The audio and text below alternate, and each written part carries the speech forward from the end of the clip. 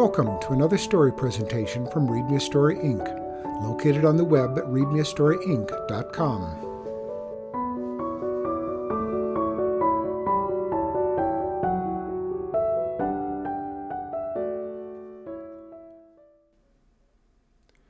The Christmas Elf by Elizabeth Yates.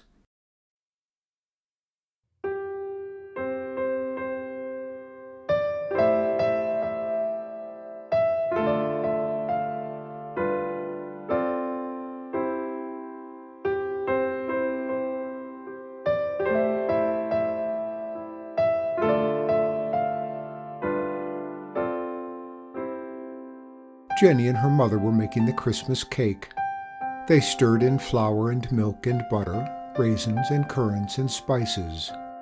The more they put in, the harder they had to stir. Soon everything was in but the 3 wishes. Jennie carried the bowl into her daddy's room. He took the wooden spoon in his hand and gave the batter a big stir all around the bowl. "I've put my wish in," he said. Jennie carried the bowl back to her mother in the kitchen. Mother closed her eyes tight and smiled as she moved the spoon right around the bowl. "Now my wish is in," she said. Jennie didn't know what to wish for. She took the spoon in her hand and thought that she wanted some new clothes for her doll Pauline, almost as much as she wanted a baby brother. And then she knew that what she wanted most of all was for Daddy to be well again. She put her other hand on the spoon, too, and stirred with all her might, wishing as hard as she could. "I've got my wish in, too," she said. Mother made a deep hole in the batter. She picked up the silver money piece that had been washed and polished until it shone like a little chip off of a star, and dropped it into the batter. Then they left the kitchen, for this was the time when the elf took over. Giving the mixture a final stir, he would send the money to a special place in the cake. After it was baked, whoever found the money piece would be the luckiest person in the house, with a wish that was bound to come true. Jennie often wondered if other families had an elf. Of course, he wasn't really real. No one ever saw him. Mother used to say that he was the spirit of Christmas in their hearts and all through the house. And Daddy said if they loved the elf enough, he would stay with them all through the year. A few minutes later, when they came back in the kitchen, Jennie looked into the bowl. "It's gone," she said, for no flash of silver could she see, only dark raisins and thick, rich batter. "The elf's been here and stirred." Quickly, Mother poured the batter into a cake tin and put it into the oven to bake, its wishes and its wealth safe inside it. The elf did a great many things about the Saunders home, and this Christmas he was busier than ever, for Mother had said it was going to be a very different Christmas than they had ever had before. Daddy had been ill for so long that they couldn't give each other presents that cost money. They would have to make the presents and trust to the elf. But he was a very special kind of elf.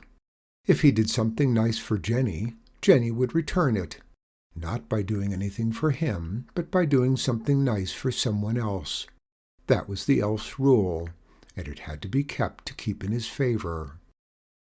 "You're a big girl now, Jennie," Mother said to her.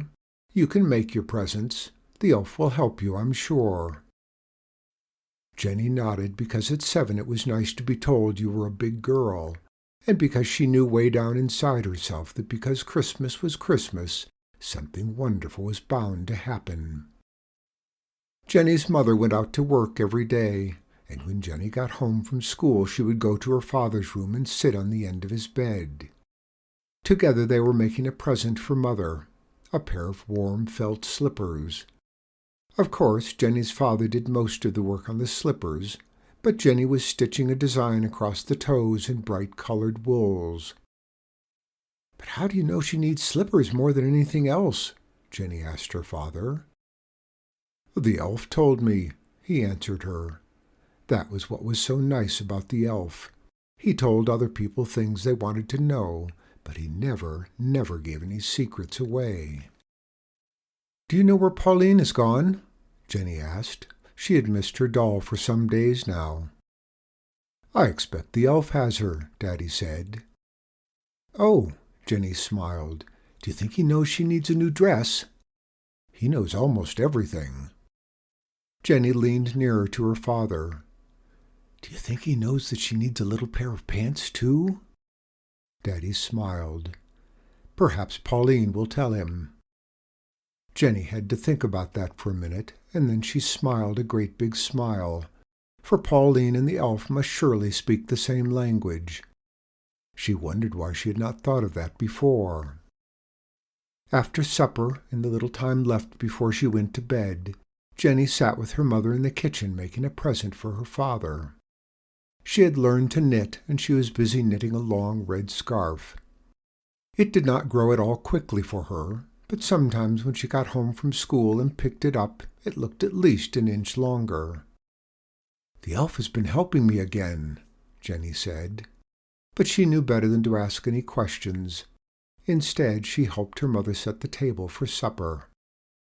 Mother said to Jenny one evening, You know, darling, it's going to be a very long time before Daddy can go outdoors. It may not even be winter then. Don't you think you should make something he could use now, like a washcloth? Jenny shook her head, thinking of the wish she had stirred into the Christmas cake.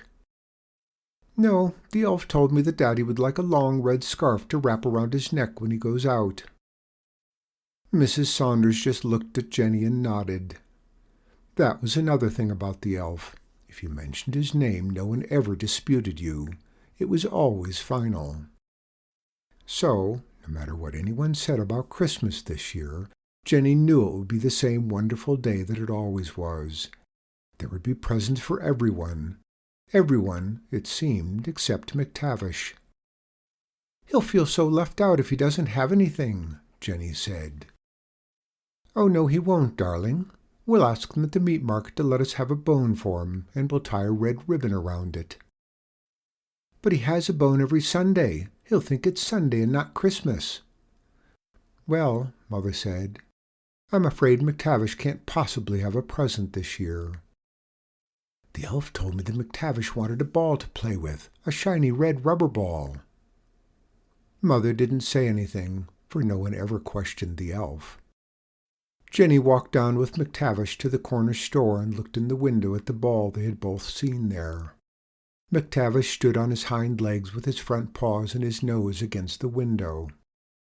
Jenny thought of the games they could play together with the ball, and McTavish wagged his tail almost as if the ball were his. Christmas Eve came and the presents were all done up, not to be opened until the morning. A flat one for Daddy, a narrow, longish one for Mother, and a box for Jenny that was big enough to hold the missing Pauline. But there was nothing for McTavish. That night at supper they cut the first slices in the Christmas cake. It was a big cake and would last them for a long time, but Mother always liked to begin it on Christmas Eve. They were having supper in Daddy's room on a little table beside his bed. The first piece will go for Jenny, Mother said as she let the big sharp knife cut down through the rich, dark cake. She cut a piece for Daddy and then one for herself. Jenny drew up her chair to the table.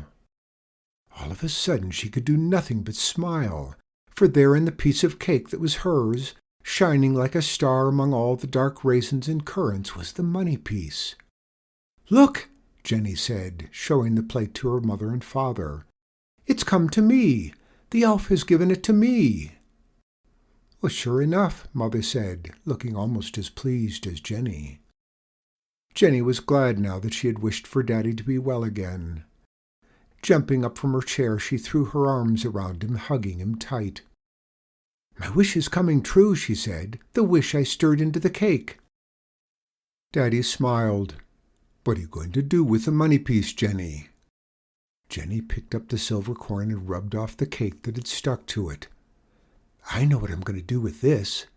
She nodded secretly, for though it was exciting to have the coin, it was not nearly so exciting as to know her wish was coming true. After they had finished their supper, she said to her mother, Please, may I go to the corner store for just a minute?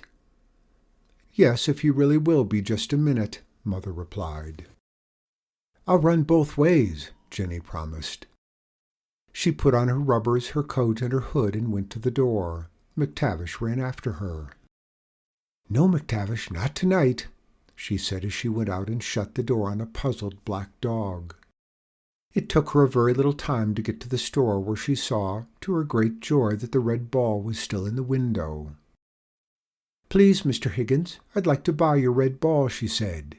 "Have I got enough money?" He looked at the shiny piece in her fingers and wagged his head.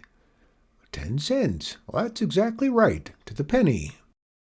He took the ball out of the window and did it up in white paper with lots of red ribbon. Jennie took the ball under her arm and ran home with it. She let herself in the door very quietly. She would have to hide the package with the other presents so McTavish would not find it until morning. She could hear her mother and father talking in the next room, and another voice that must have been the doctor's. "You're much better, Mr. Saunders," the doctor was saying. "Indeed, it won't be long before you'll be able to be up and about."